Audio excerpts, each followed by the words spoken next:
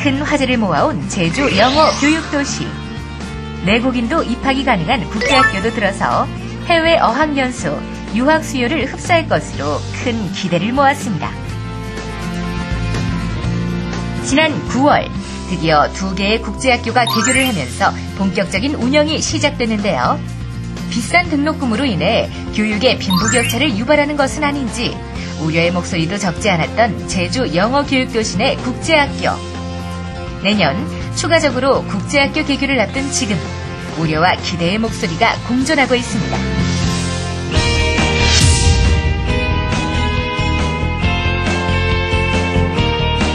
2011년 11월 2012학년도 대학 수학능력시험이 실시됐습니다. 특히 외국어 영역의 경우 예상보다 쉽게 출제가 되는데요. 지난 10일 치러진 2012학년도 대학 수학능력시험의 결과가 발표됐습니다. 매우 어려웠던 지난해보다 전반적으로 쉬워져 모든 영역의 표준점수 최고점이 내려갔습니다. 외국어 영역 만점자가 무려 17,000여 명에 달했고 EBS와의 연계율은 70%로 여전히 높았습니다.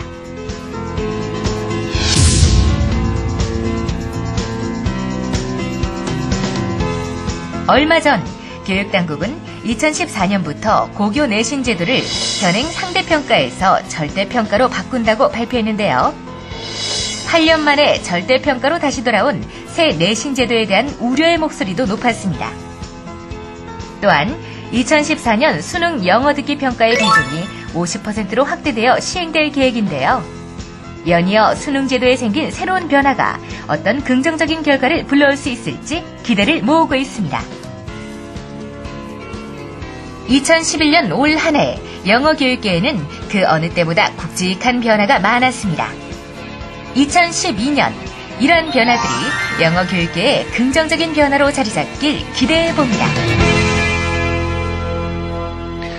화면을 보니까 저희가 그 시기에 매해 매번 있었던 그 영어 교육계 화두를 항상 방송을 했던 기억이 나거든요. 그렇죠, 네. 정말 굵직굵직한 사안들이었는데 한 자리에 정리를 한번 해봤습니다. 아마 그래서 여러분도 이해하기 쉬우셨을 거란 생각이 드네요.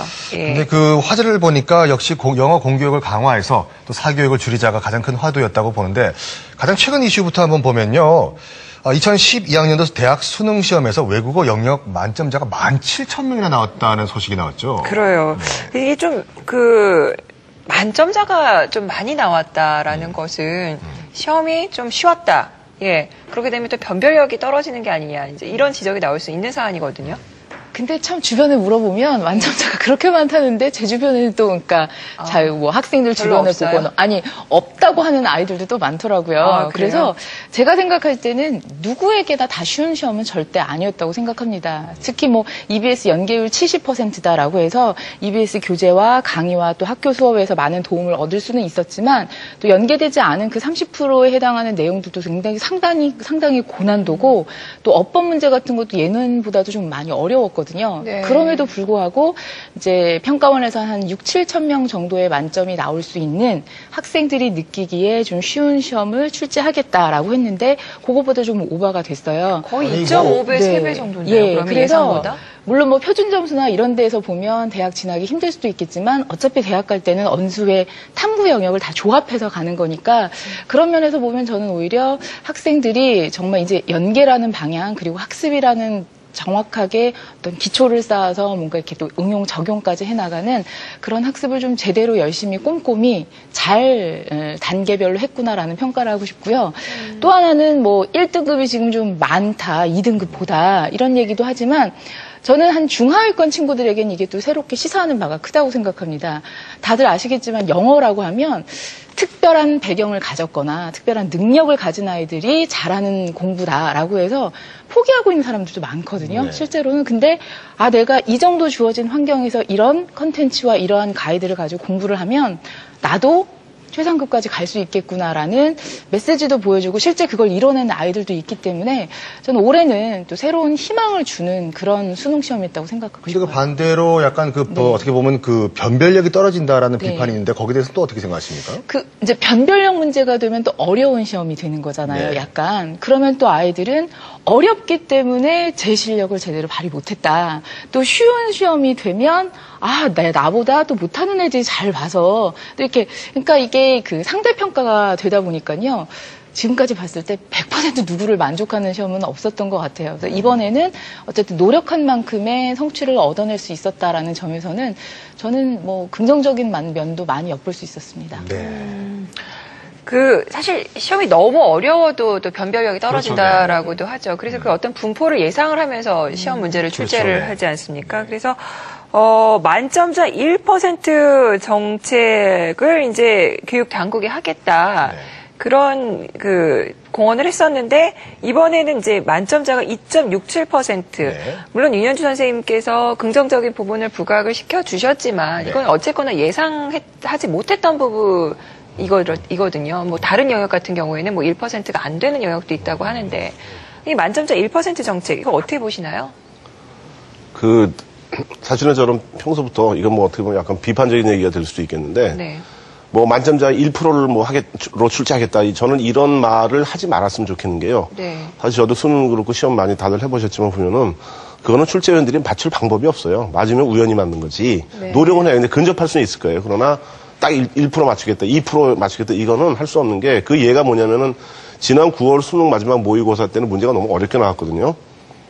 그런데 요번에는 그러니까 너무 어렵다 비판이니까 쉽게 했는데 너무 쉽게 내서 이렇게 나온 건데 그 쉬운 거 어려운 거는 사실은 그거는 정확하게 몇 프로 수치로 그거를 미리 예상하고 시험 문제를 만든다는 것은 불가능합니다. 그거는 사실은. 네. 그렇기 때문에 그 토익, 토플을 비롯해서 모든 공인 시험도 채점을 이제 표준화 채점 방식으로 해가지고 항상 몇 프로가 몇 점대가 나오게 이렇게 조정하는 건데 우리처럼 이제 원점수로 하는 거 그게 문제인데 우리도 표준 점수를 도입은 했어요 이제. 근데 우리는 보통 4% 정도가 1등급이 나오게 하겠다 이런 목표는 돼 있습니다 이제. 그런데 지금 그렇게 하려면은 적절한 난이도가 유지돼야 되는데 지금처럼 뭐 거의 3%대가 만점 나온다 그러면은 4% 그것도 유지가 안 돼요 너무 심하면. 그러니까 정책이 지금 혼선이 되는 게 1% 만점자 1%로 조정해 놓겠다. 그래놓고 시험을 왕창 쉽게 내버리면은 그게 어느 한쪽이 안 맞을 수밖에 없는 거예요 이제. 교수님 말씀을 들으니까 그럼 차라리 절대평가가 나을 수도 있겠다는 생각이 드네요. 그러니까 지금 봤을 네. 때는 그 상대평가의 문제가 될 수가 있다고 하는데 그러면 그 니트 시험과 같이 어떻게 보면 운전면허 시험과 같이 딱 절대평가의 기준을 마련하면 그런 문제가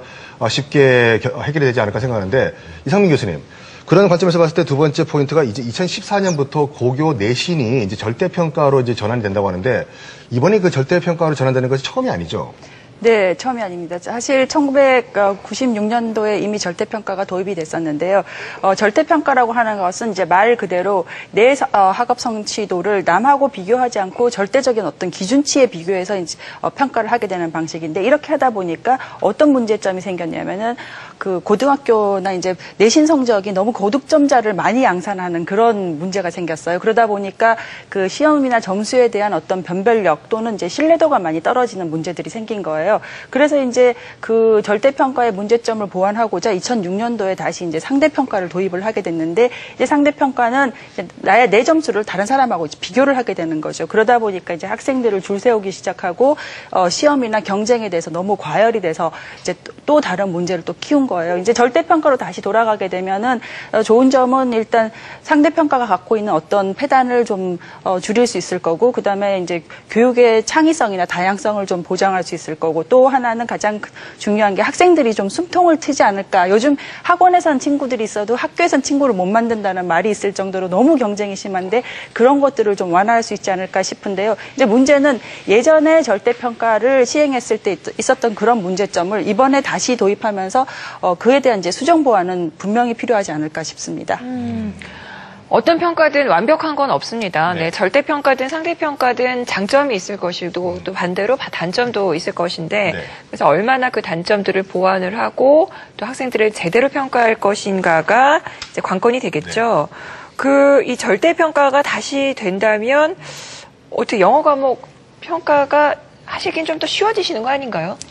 그래서 저희도 교사들끼리 이제 이게 어떤 변화를 가져올 건가. 근데 이미 현재 이제 학생들을 평가하는 중간고사, 기말고사 이럴 때 보면 다양한 유형들이 많이 가고 있어요. 객관식 단답형에서부터 아니면 이제 주관식 뭐 서술형이라든가 이런 것까지 많이 출제되고 있기 때문에 크게 어떤 형태에 있어서 뭐 변하거나 이런 건 없을 것 같고요.